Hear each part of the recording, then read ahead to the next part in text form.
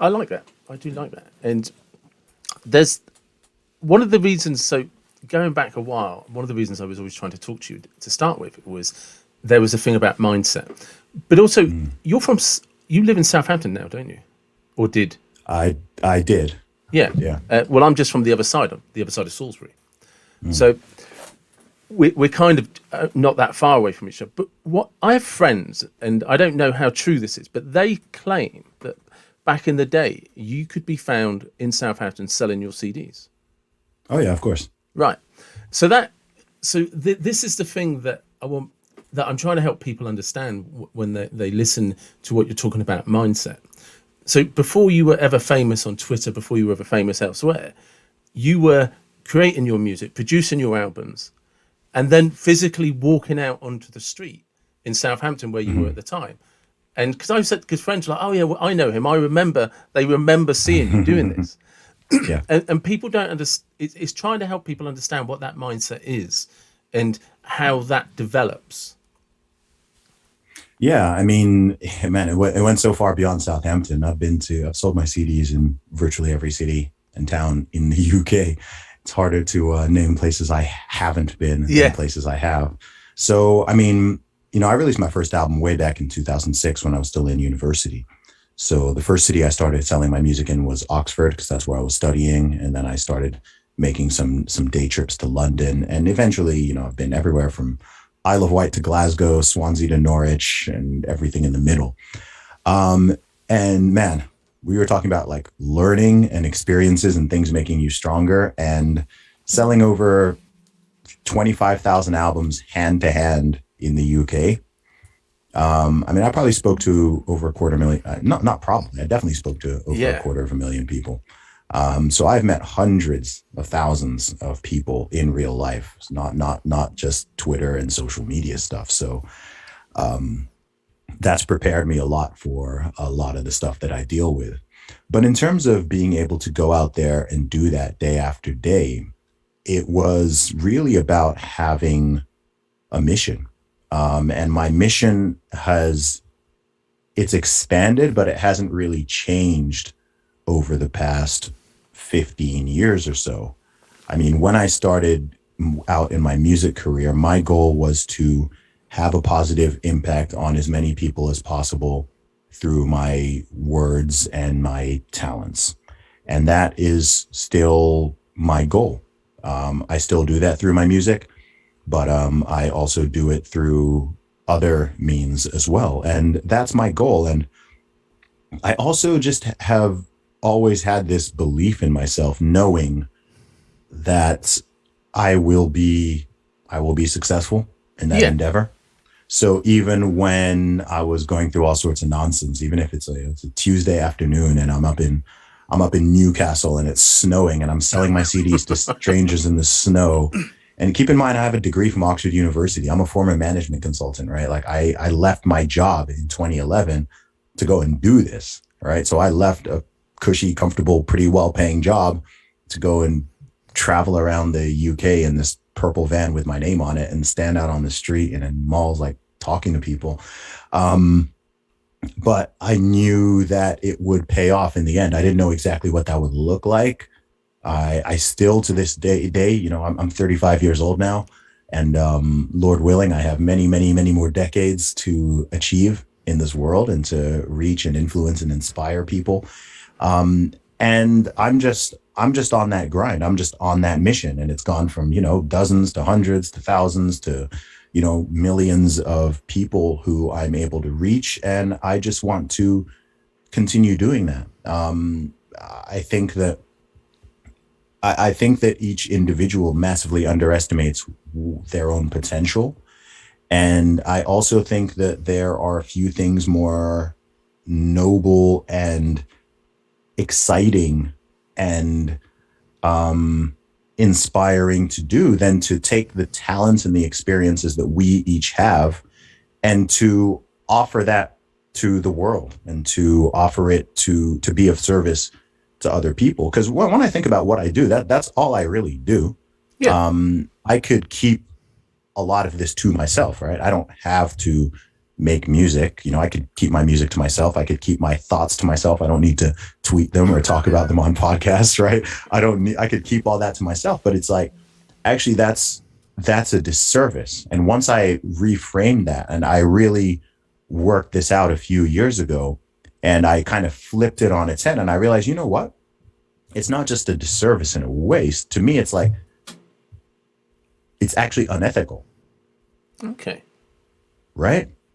So if I have something that can help other people, Yeah. right? If I have a talent or an ability or some knowledge or something, and I just keep it all to myself, then to me that's like, hey, that's not even neutral. Like, that's bad. Like, that's the wrong thing to do. And this is what led me to even write my book, Strong Advice, because I've been going to the gym for longer than I've been rapping. Yeah. I've been working out for a long time. I have a lot of knowledge. I've been through weight loss phases. I've been through muscle building phases. I've learned this. I've learned that. There are billions of people in this world who want to improve their physiques, who want to get stronger, who want to get fitter, who want to lose weight, whatever. I don't necessarily have the ability to, I don't have a magic bullet to reach and help everyone, but I can certainly help some people, right? So why don't I create something that will help people reach those goals? There's people all day, every day, I'm trying to, how do I lose fat? How do I gain muscle? How do I get strong? How do I do it? It's like, oh, you know what? Actually, I know how to do that. So let me make something that helps you. And because of the way the world works, and I'm a big fan of capitalism. You can put something out for free, but you can also monetize something. So it's like, cool, like, I've got this knowledge here. Let me I'll put an affordable price tag on it. And now people can buy this thing. You can buy this book, or someone can buy a course, or someone can do this. And there's this fair exchange that takes place, and you are helping people. And also it makes you more successful and enables you to live. And that's really how everything works. When I started seeing things that way, even as an entrepreneur, when I stopped thinking of how do I make more money, and I started thinking, how do I help and reach more people, then I started making way more money. Because my brain started thinking in a different way, and it was like, okay, I have this experience, or I have this talent, or I have this ability. Cool. Let me make something with that. Let me make a product out of that, and I'll make that available to people. Cool. Okay. I have this ability, or I've learned this thing. Cool. Like, let me help this. Let me coach this person. Let me create this course. Let me write that book, whatever it is. And, I think we all have the ability to do this, because we all have different experiences and talents and abilities and skills. And there's no person on this earth who's a master or even competent at, I'd say even most things, right? Like, Yeah. if my car breaks down, like, I don't know how do you take it to a mechanic, right? If there's an electrical issue, I need an electrician, right? There are very few people who know how to do, there aren't many people who are doctors and surgeons and mechanics and electricians and plumbers and musicians. And it's like, no, like, you know how to do, most people are like really good at like a couple of things, and you offer that to other people. And that's actually how our whole economy works. I don't think most people think of it that way. But if you think every single person who has a job, or a career, you are creating or part of a product or a service that helps other people to some extent. And then there's just that exchange that's constantly going on. So we're actually constantly trading every single day. We're trading all the time. People say they don't like sales, but it's like, you're always selling. Like, well, all of us, we're always selling. We're always trading. We're always exchanging. Not always for hard cash, but it's how we are. It's how we're all operating. And if you want to even be successful, I think the best way to think of it is like, okay, what do I have to offer? Like, what am I good at that people want and need? And how can I offer that and reach as many people as possible with it? I think that confuses a lot of people, though, doesn't it? When people say, well, what am I good at? And this is one of the reasons I wanted to talk about when you were selling CDs, because people will always say, well, it's okay for him because he's here. And it's just like, no, you have to backtrack. Like you said, Yes, you had a belief in what you could do and what you could achieve, but you didn't know the answers to that, other than it didn't lie in the management consultant role. So you then just, like you said, up and down the country, towns, cities, everywhere, selling your CDs. And but so people, which I find fascinating, because, like I said, it's. But then you said something about it's unethical not to, and I think if people look at things like, well, actually, maybe I am you're a mechanic, maybe you're a good carpenter, a chippy or whatever. It's unethical not to provide a service for people that are in need of that service, and Yes. I think we worry too much as people about judging how that's received rather than focusing on who wants to receive it. And Absolutely. I agree. And I think, the truth is we're very people are more sensitive to to negative emotions and negative feedback than positive ones. And I think that makes sense as for our survival as a species.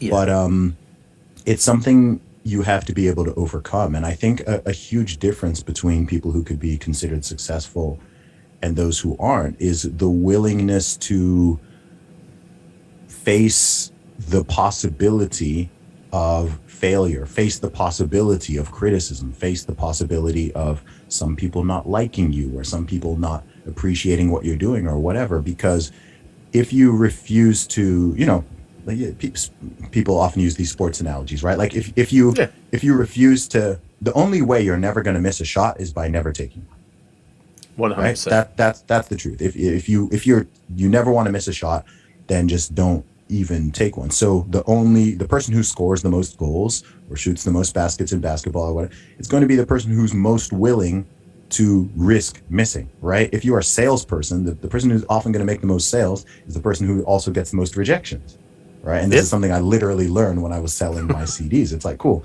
I found typically, to give you like some actual numbers, depending on what city I was in, on what day of the week it was, typically I would need to talk to 6 to 10 people to sell a CD. You could say 7, right? So if I want to sell 10 CDs, okay, I need to talk to 70, 80 people, right? So 70 people need to say no in order for me to get 10 yeses.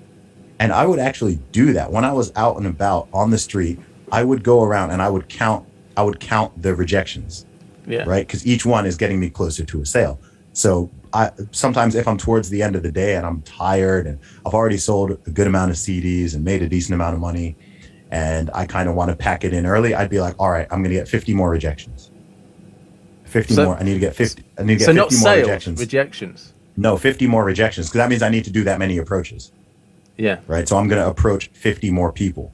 And lo and behold, sometimes I do 50 more. Wow, I end up selling 15 more CDs, or I end up selling 5 more, sometimes 20 more, depending on the success rate.